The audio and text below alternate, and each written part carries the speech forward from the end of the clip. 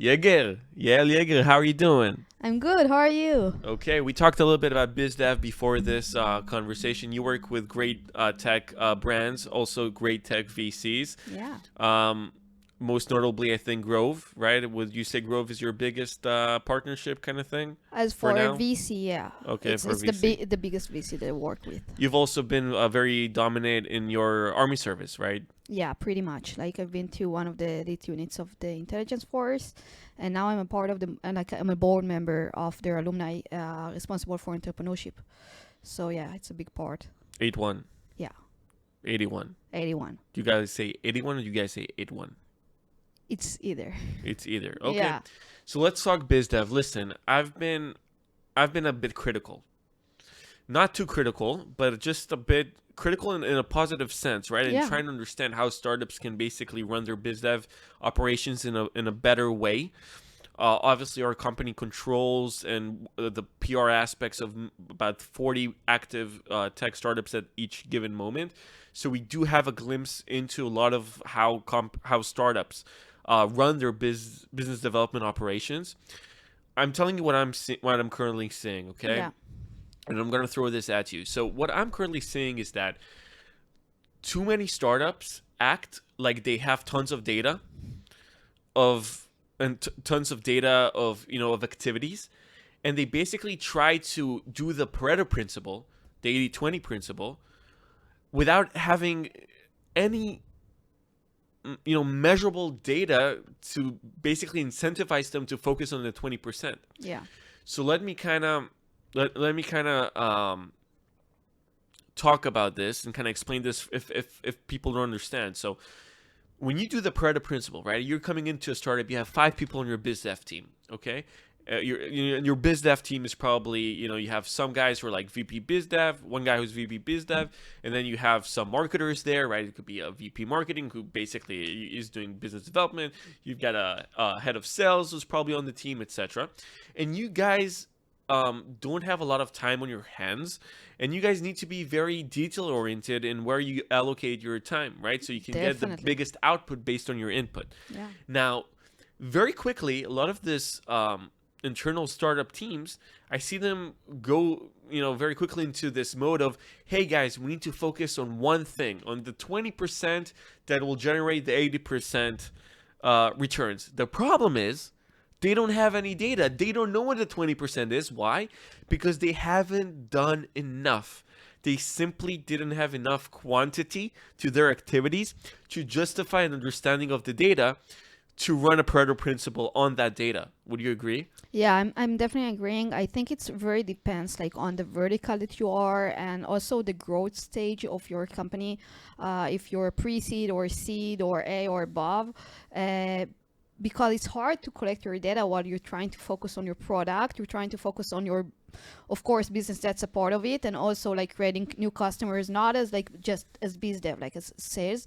And then you have also fundraising, and you need like to mesh all of them together to create like great decisions to grow yourself. So creating the data or the infrastructure, I see that a lot of time, like the infrastructure and also the right processes somehow pushed to the side instead of like being in the front, because you understand like that efficiency and right way of working and collecting the right data to create great insights.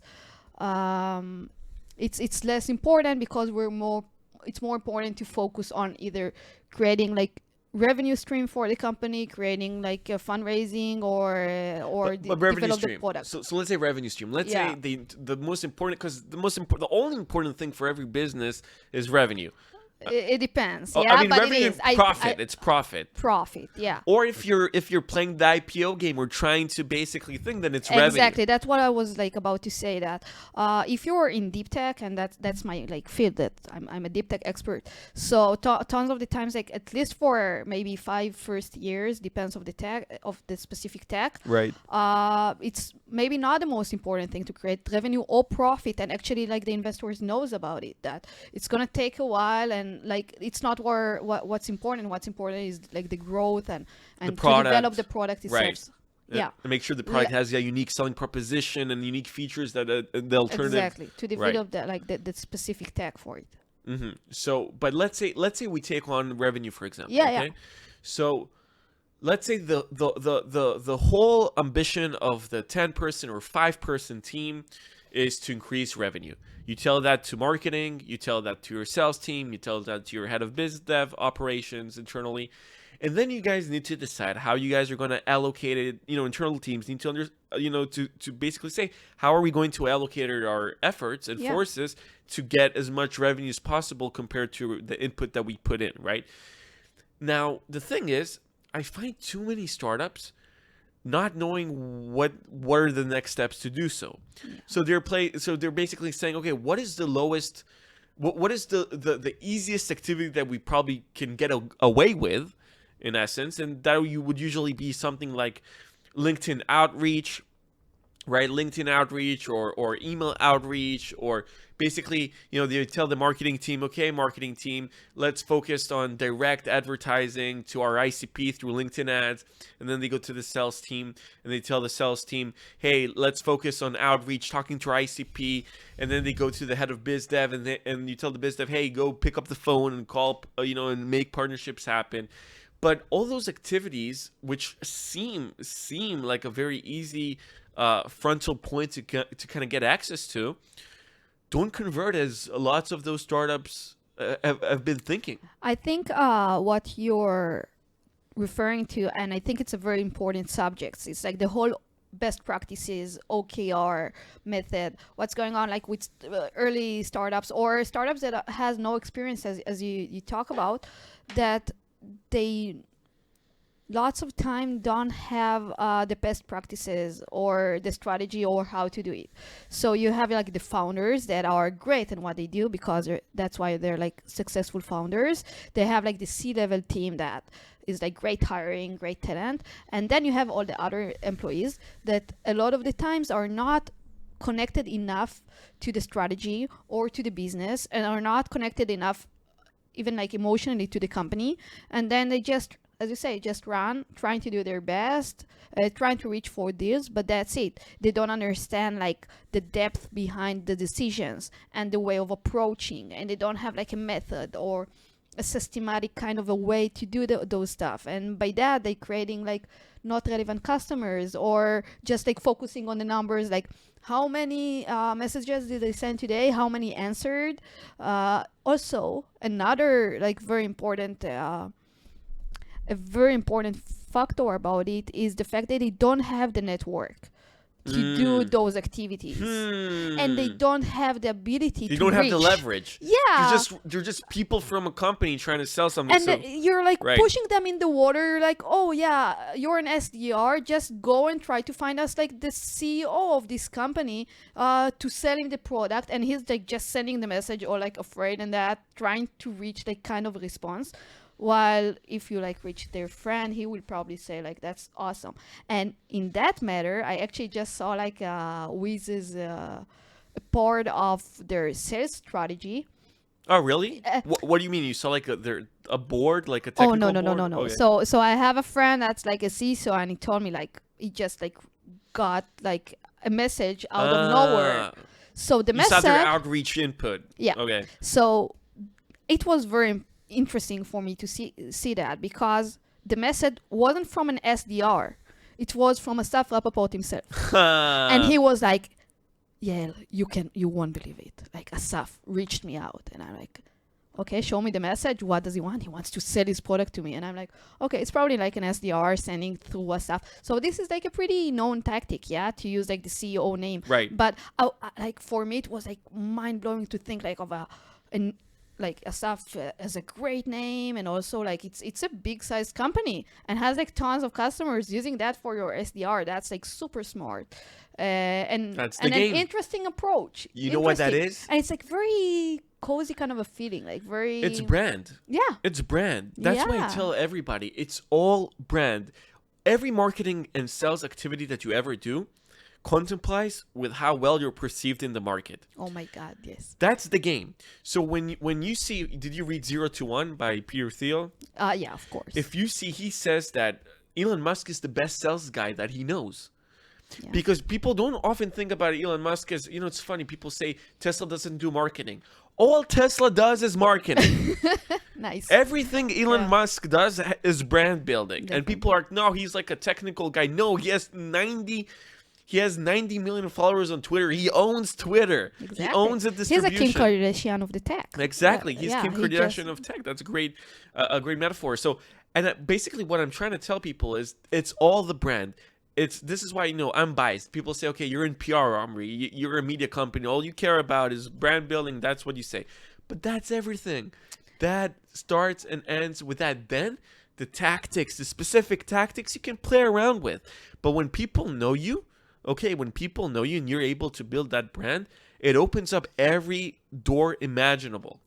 yeah, I think it's a matter of trust, because as us as people, or as like workers in a company or anything like that, when we start to work with someone and we decide to get the product, it's based about trust. And when you're like trying to reach to any like the other tech company and you want to sell your product to this company, if you've seen it once and you don't even know them and you don't even know the name, you're afraid of the influence it's going to do on your system, on your infrastructure.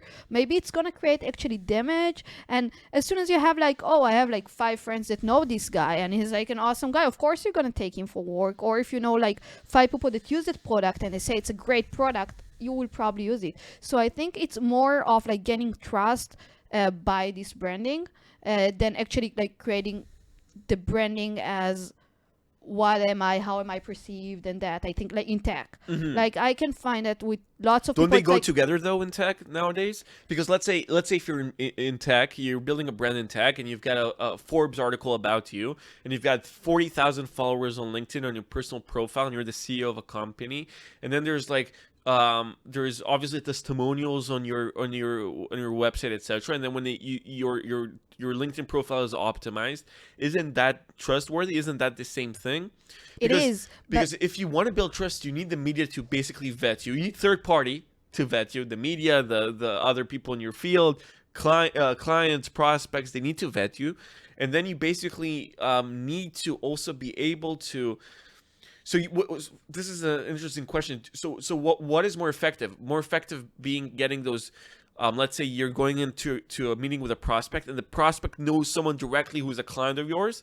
Is that stronger than you being a celeb in the field? Let's say you're getting articles on you every single day. Which one is stronger, do you I think? think it depends of your stage and the Mm-hmm. growth, and that's exactly like correlates to what we started with, like with the Pareto and like 2080. Mm-hmm. You will reach less customers. It's like much harder, like, and you need like more effort to create trust by like other field members that's gonna know you than being like a brand. Right. It's easier to scale yourself as a brand, and then by that creating customers. But I think the conversion rate gonna be lower. Hmm. The conversion rate is higher as the trust is higher. Right. So biggest trust is like emotional connection. It's knowing the person physically, face to face. Then you have like the second level, a friend that said something, and then you have a media outlets that you know or aware of, and then you have like the lowest level of I don't know in tech what it can be like. So if you see like this name over and over again, like in different conventions and that, you feel better. Right. But I will go back on the start of your question on like in tech is a little bit also different by creating your brand as thinking about like every detail, like in retail marketing. Because like in retail you need like this kind of a perfume is for this kind of a character of a person. Or although Tesla used it, like they looked at like different characters, and by that they said like if you want to be like cool in tech, you should have a Tesla. But in using products in tech, it's more it doesn't really go to this approach of the way that you build your brand as how it's being conceived. Okay. Less for that, more as how known it is in the tech ecosystem. Hmm. People So not giving like, I don't think enough think they don't think enough about it. They do it like the great marketers, but in the tech ecosystem it's more like we need as much customers from the right field. The less like it doesn't go into the details of the way that I perceive it. And from our experience, our clients that have really hit it big, okay, that have passed 100 million ARR, and companies that are really, are going to go or to an IPO or to some sort of an acquisition, one way or the other, because once you go over that 100 million ARR, you're in a good place, right? You can still things can still happen, Yeah. so you shouldn't be, you should always be aware, and you should always be focused. But the companies that we work with, that we saw these things happen with them, this massive growth happening with them, they had two things. They had the ability to know who their ICP is and send tailored messaging to that ICP. Nice. And the second thing, they also knew how to market outside of their ICP.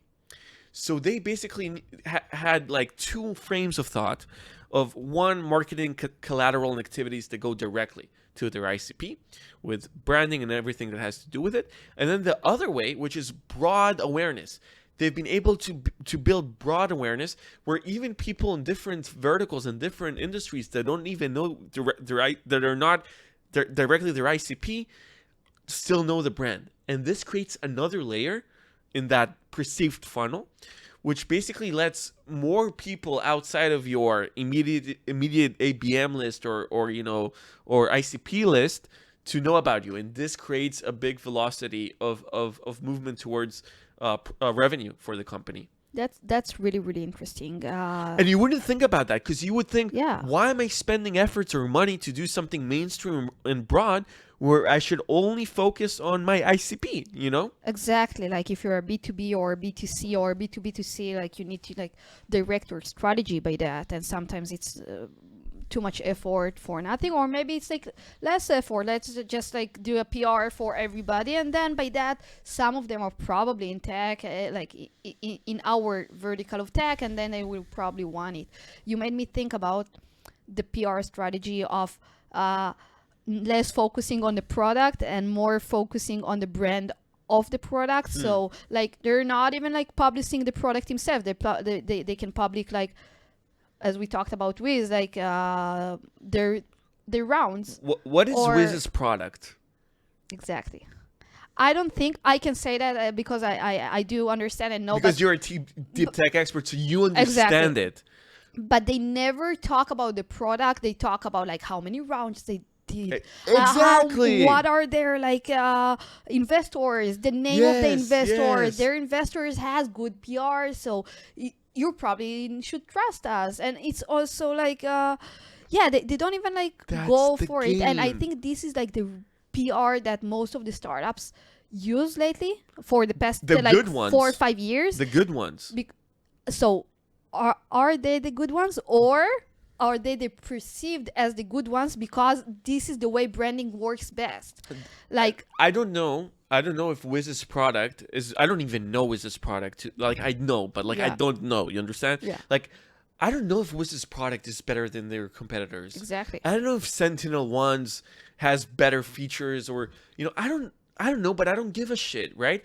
Because I'm not a CISO. I'm sure a CISO cares. Yeah.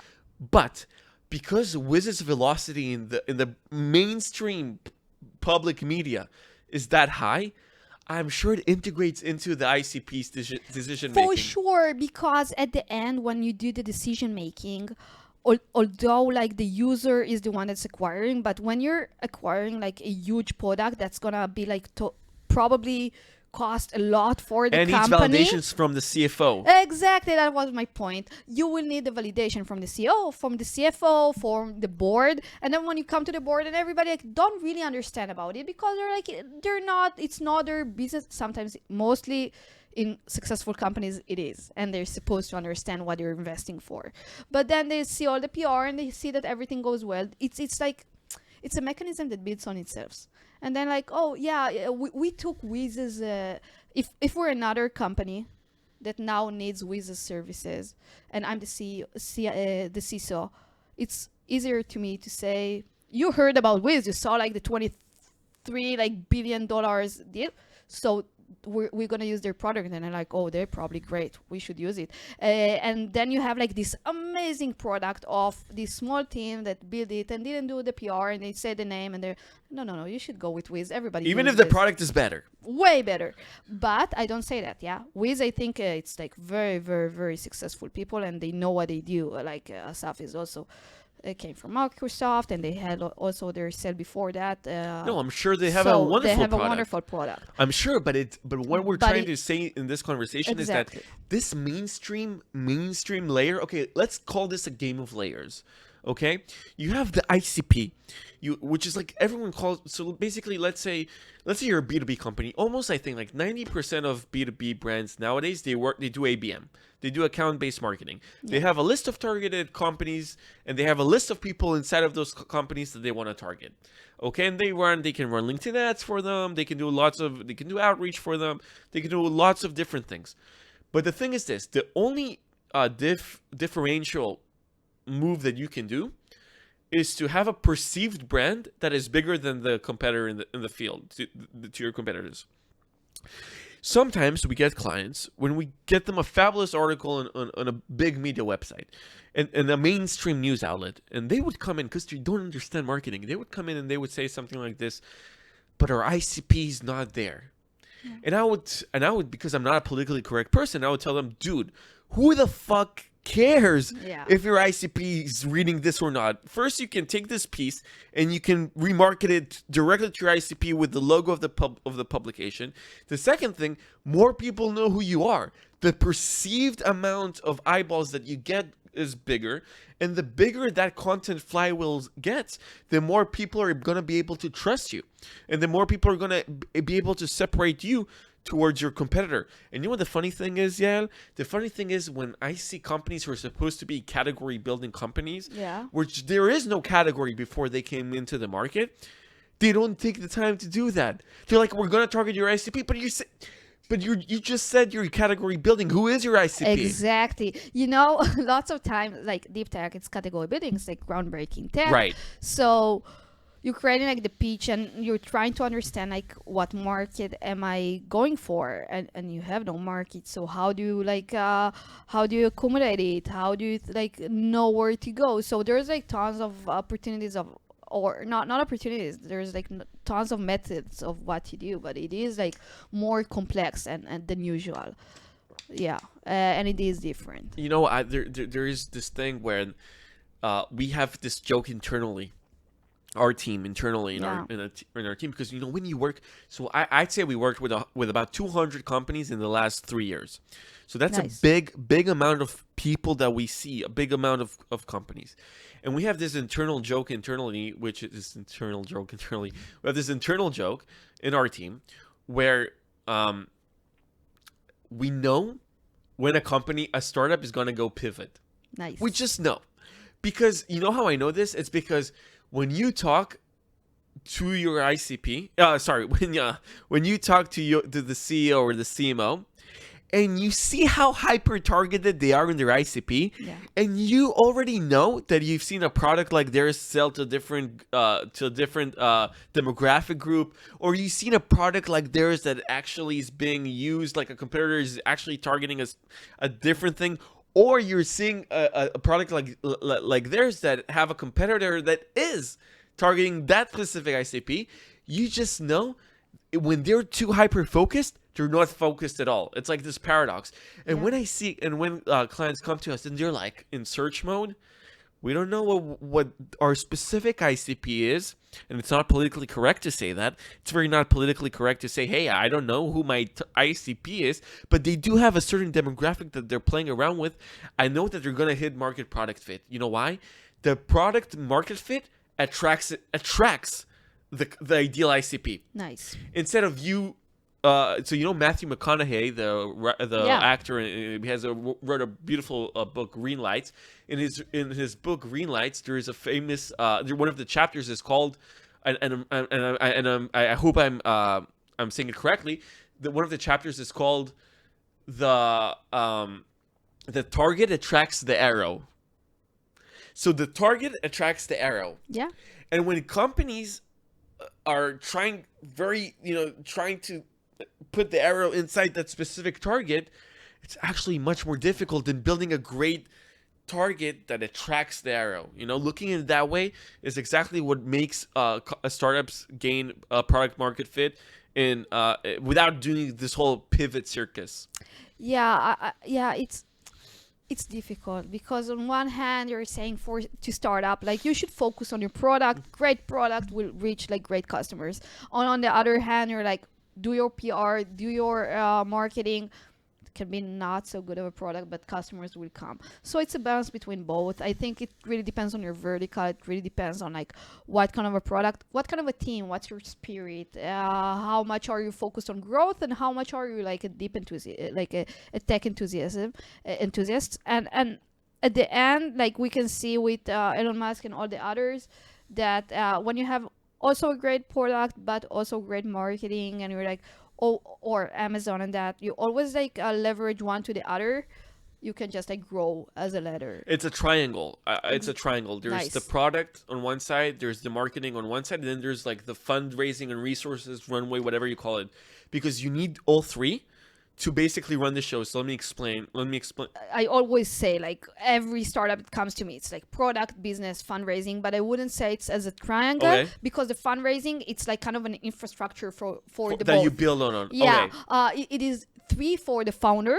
It Okay. is those three for especially for the CEO founder, because this is his job, like to Right. make sure like he sees he has runway to go for all the strategy of what they want to do. And then you have like the CPO, the R&D, the different like salespeople that needs like to catch up. They're looking on business and product. So yeah, in that matter, it is like a triangle because you look at the team. But when you look on a company like more broadly like from above, the fundraising will be like an infrastructure to build your business and your product.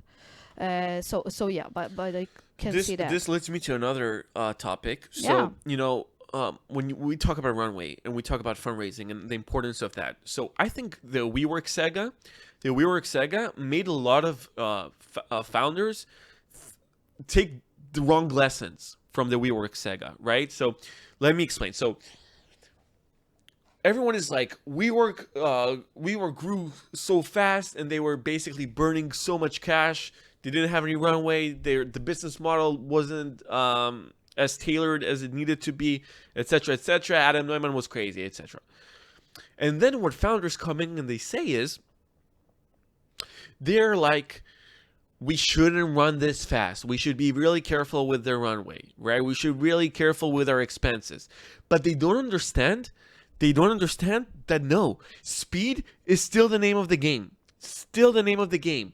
And if you go slow, your runway is gonna be shortened anyway for the company. This subject is so deep, and it's way deeper than anything that we think. So the market has been very the money was like very easy to get. Right. So you had lots of money, so everything was around growth was the important thing. So when you have growth, what do? Marketing, biz dev, and that's what's important. And you have tons of money, so you just like spend your You buy money the on customers. yeah, and you don't care about like investing tons of money on marketing and on PR and on biz dev, because like you can get it for another round, another fundraising, and the whole market is like in scale and growth phase. And then everything shifted. No money came in, like money didn't come in, so it's less easy to go for that. So everything moved to profitability. But I would argue that is still not how a startup should operate. um If a startup gets to a point when they're basically not thinking growth and scale mode, and they're starting to think about profitability, then I better hope they're not a VC business. I better hope they Yeah. kind of buy out their VCs Nice. and just run it, and that is fine. That is great. If you are a company, okay, and you have 60 employees and you raise $30 million, and your ARR is like $6 or $7 million, and you're not able to scale it to where your VCs and your board members want the company to go, buy them out, That's a little bit liquidize the it, difference. Yeah. and fire like 40 people. You don't need to fire You don't even- them. You don't need to fire them. okay. It's not the this like. I'll go one But, step but back. what if you fire them and you get to 15 employees? But this and is you not run the a product idea. for- Going for profitability doesn't mean to be like super efficient and just like go on a straight line. No, you can still grow just Of course, efficiently. but with your profits, using a percentage of your Yeah, profits. and that's the difference between being a startup than being like a company. Right. It's a different kind of an approach. It's a different kind of a mentality of the way I do it. You can see like about different companies, and I wouldn't say name because I already like said too many companies' names that was like very much in growth. So they weren't like for 14 years.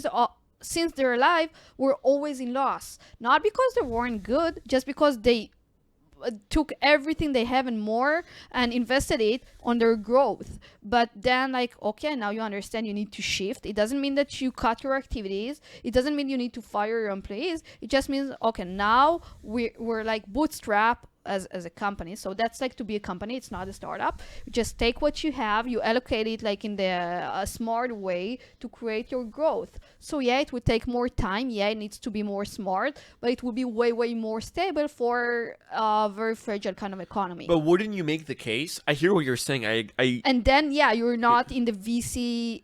You're not in the VC game because VCs usually, not all of them, most of them, want to see fast so growth, this is what I find ironic. but this, not all of them. This is what I find ironic. When the market shifted and the bubble kind of bursted, okay, VC started to tell their companies, hey, this is the time to focus on building a profitable brand. But it's so fucking stupid. If I was the LP, I was like, what the fuck are you talking about? I still need that 100x on the thing. Yeah. Like, VCs are not supposed to tell VCs are only need to the only value that a VC has is to incentivize a brand, a startup, to scale and be in growth mode in order to get to evaluation that basically makes it affordable for the whole incentive to work. If that's not the case, VCs should find a way to liquidate themselves out of the picture, okay, and let the founders turn this startup into a great company. You're saying something that is very controversial in some way. Of course, it's controversial because nobody talks about that. I think it's very depends on the mentality of the VC and why did the VC started at first place. If the VCs, and this is like traditional and that's how it's supposed to be, I would say like at least this is like how it's conceived. If I'm in a VC, my mission is to create profit for my LPs and for myself. I want to create money and I don't care how. So you have VCs that say I don't care how, and then they go to any kind of vertical. They're like, we're generalistic. All we want is to create our biggest profits as fast as we can, biggest exits. No, we can do it in any way. Like we can do it in gaming, in cyber, and anything. So why would VC go to a specific vertical? So usually it would be the person that fundraises the money had maybe a specific interest or maybe a vision for the world. What about like impact kind of VCs? Yeah, what they care about is creating impact. Others want to create great technology in the world, so they less care about like profit or creating like great I don't buy that. Do you buy that? Like I think there's people in the business that are for creating maybe like but that's like huge companies. That's like the second or third layer of the thing. No, I'll give you an example. You always need to be to return your I'll give assets. you an example. Like you don't want. We're not in philanthropy. We're not looking just like to give money away. But there's like lots of the times. Yeah, I think there's like lots of the time honest wanting to create something specific. You have VCs that you see like the managing partner has great vision of impact or for deep tech or for building like great companies, and then it will be different. And then their LPs also know they're not looking for like fast growing companies, exits and all of that. They want like I'll give you an example. vision. You help me. Yeah. Okay, I'm gonna give you an example. Yeah. a real case study, and Sure. you'll kind of tell me your take on that. So, as I don't know if you know this, but our company does three things. We do PR for a majority of Israeli startups. We do investing in startups, and we have about six companies in the portfolio, Nice. and we also invest in public traded companies. The third thing, we buy media assets, percentages in media assets, not total media assets, but percentages. And when we come in, both through the buying of the media assets, let's focus on that and not on the startups. Just so there's like a separation, and you can kind of understand where I'm taking this conversation and Yeah, yeah. what I'm trying to ask you.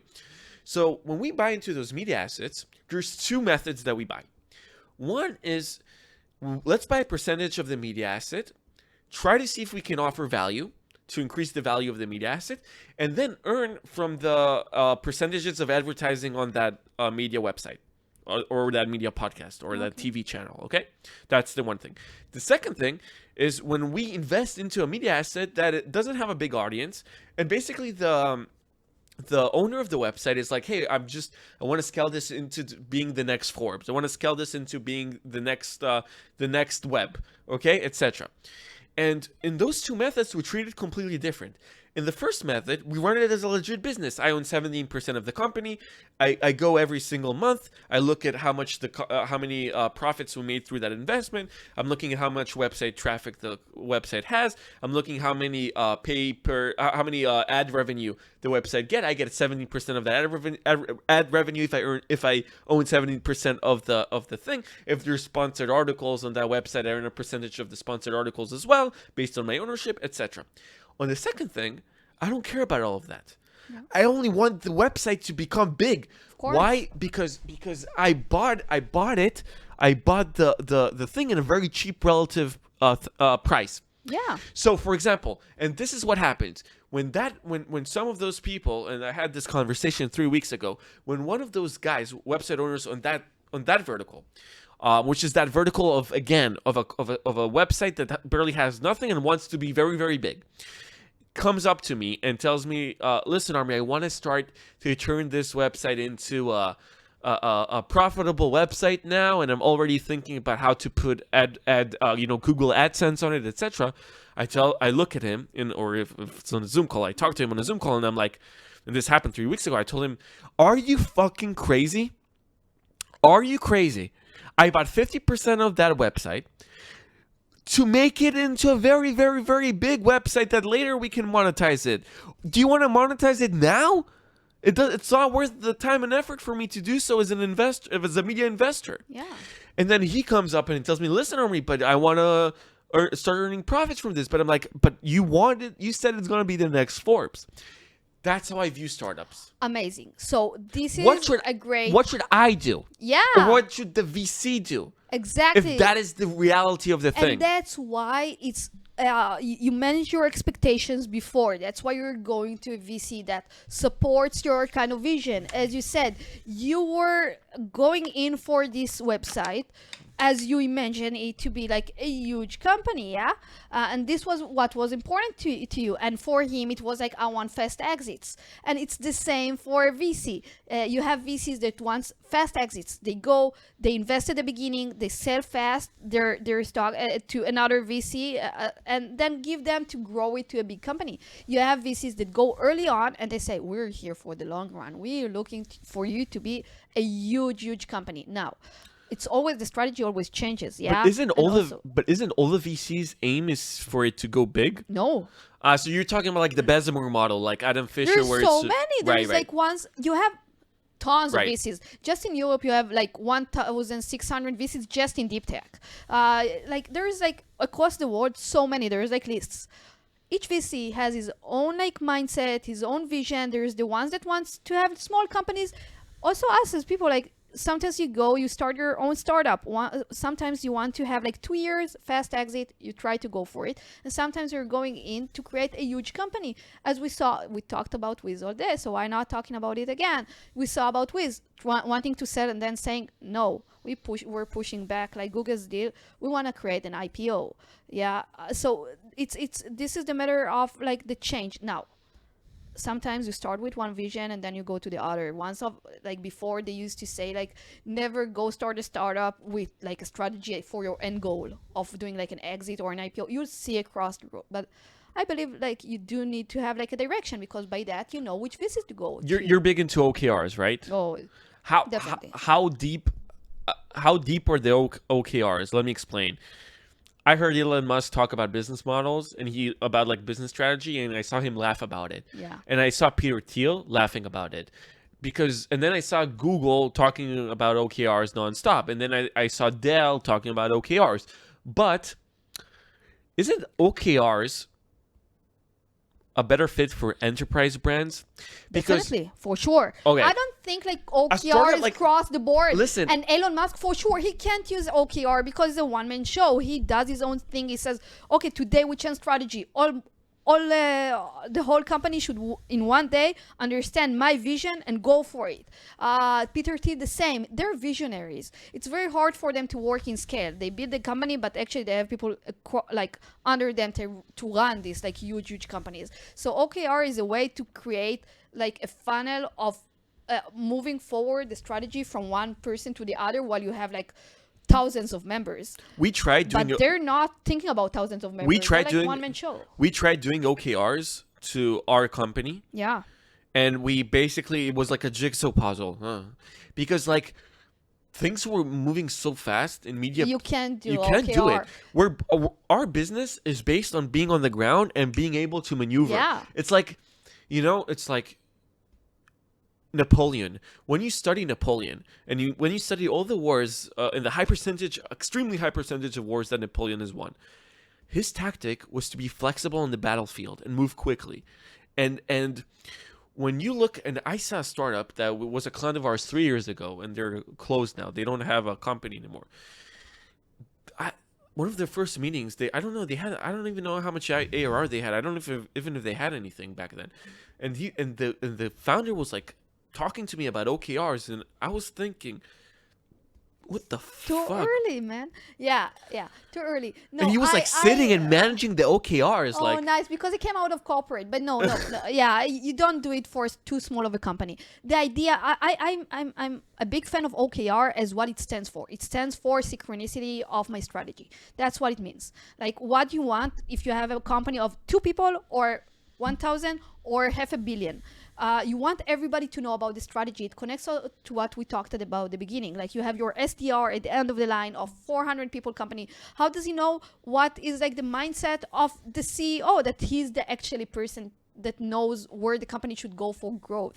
So you either give them like very like small-minded missions of like you should just contact like 1 to 10 people with this like title, or to give them the depth of the understanding of what we're looking for, and then they will give you like input or a customer you weren't even like thinking of, just because you understand like the vision underneath it. Same for, as we talked about, like the branding strategy and building trust. Why are we building this trust? Why do we need like the PR? Because you need people to know us. Yeah, that's the idea. Why do you need to know the name before? So when you create it, you want to create this strategy so you can make the sale. And this is why we do it. We're not doing PR just to do the PR, not just to be for everybody to be aware of us. No, we want it so when we will come to the sale, we want to create it. So knowing and understanding, there's this, like you're talking about different books, and there's like this book of I don't think if it's like jobs to be done or it's how to give a fuck. This book about like how to like manage to give a fuck. how to not to give a fuck. Yeah, with Mark exactly. Manson. Yeah, The subtle art of not giving a fuck. exactly. Right. So this book talks about exactly the same thing. You want to go and do what you want to do in your life, and it doesn't matter if you want to go to like fish. So just go fish. Like the fact that the world sees something successful, like your success is being defined by your strategy, by your OKRs, by your KPIs. If your KPI is to sit on the street on a bench, that's like the most amazing like thing for you.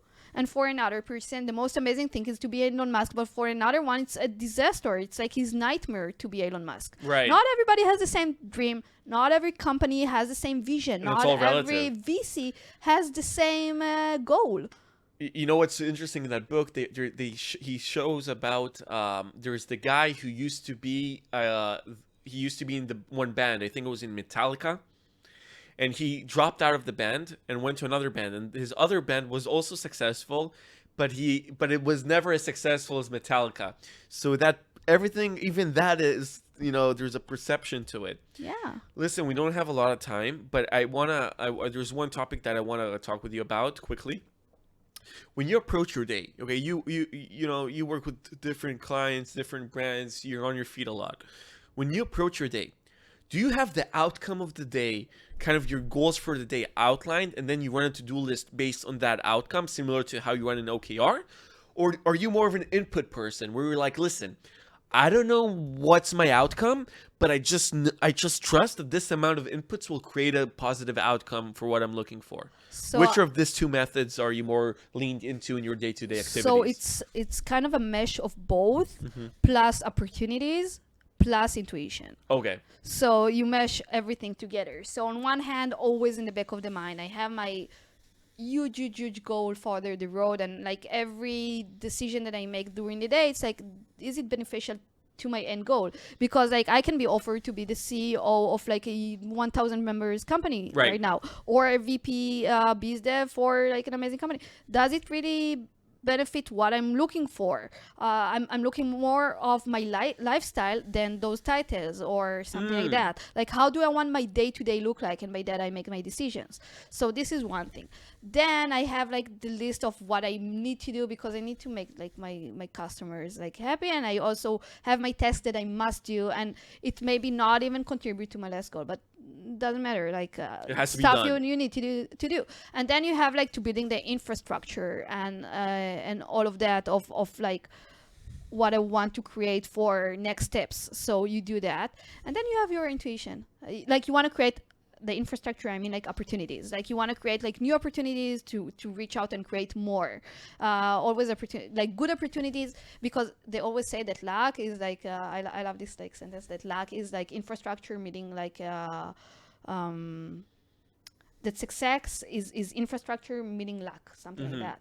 Like it's a mesh of luck and infrastructure, because sometimes you have like the most amazing opportunities reaching out to you, and you don't have the infrastructure to support it, and you just lose it. Like so the being able to always be ready for this huge opportunity to come, and then to grab it, and then people say, oh, what luck? No, it's not luck, I made it happen. You build the infrastructure. Yes. Yeah, and I made it like for 3 years, maybe like one step on the other, to be able to be in this meeting with Elon Musk and say like, oh my God, that's like a dream. I don't know. And then you have your intuition. At the end of the day, you want to like feel in each step that you make, that it's something that feels good to you, and it's something that you feel that that's the right way to go. And like one of the VCs that I met, I remember one of the partners that had, I don't know, maybe 40 exits. When I told him about like, if we can create a pattern of his successes, because there's like 40 exits behind him. Like there's gotta be a pattern. He's like, there's no pattern, just like God's feeling.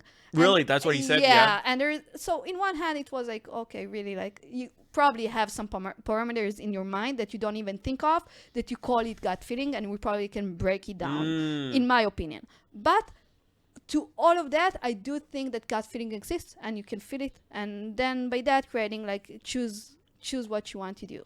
Yeah. Do you find and this is my last question for you today, do you find that by the way, do you have any recommended books?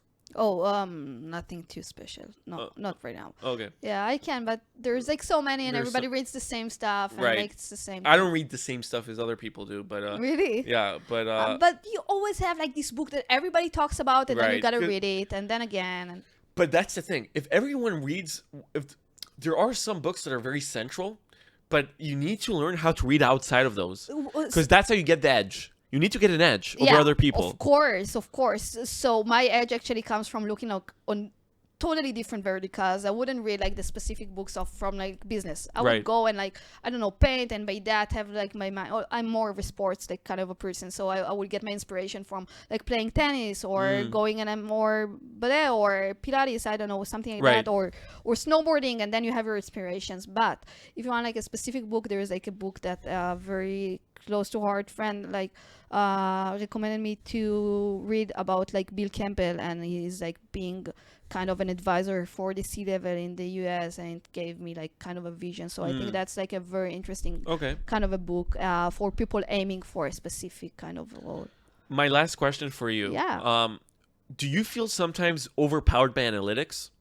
Like in terms of when you, because you talked about intuition.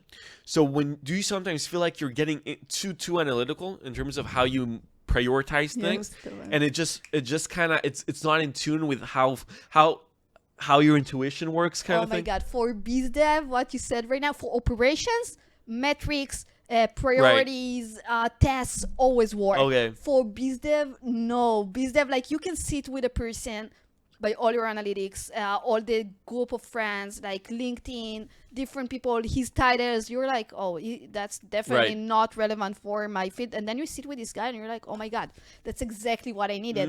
And Mm. he has the context for. And you don't know why. You just had You like felt this it. fed that you should meet. Or sometimes, it's a lot about timing. You talked about like fast growth of startups and like hit it right now.